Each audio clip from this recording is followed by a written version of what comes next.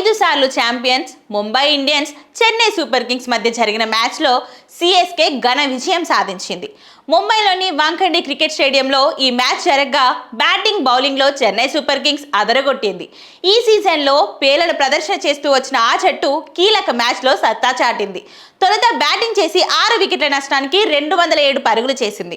అనంతరం ముంబైని 104 పరుగులకే కుప్పకూల్చి భారీ విజయం సాధించింది.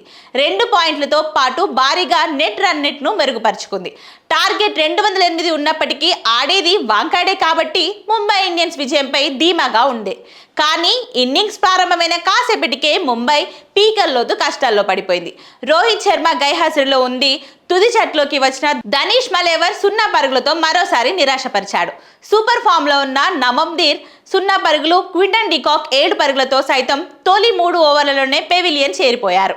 దీంతో 11 పరుగులకే 3 వికెట్లు కోల్పోయి ముంబై పీకల్లోతు కష్టాల్లో పడిపోయింది. సూర్యకుమార్ యాదవ్ 30 బంతుల్లో 36 రన్స్ చేయగా తిలక్ వర్మ 29 బంతుల్లో 37 రన్స్ ఎక్కువసేపు క్రీజ్లో ఉన్న దాటిగా రన్స్ చేయలేకపోయారు. ఆఖర్లో భారీ షాట్లకు ప్రయత్నించి అవుట్ అయిపోయారు. హార్దిక్ పాండ్యా 1 పరుగు కూడా విఫలం కావడంతో ముంబై ఓటమి ఖరారైపోయింది.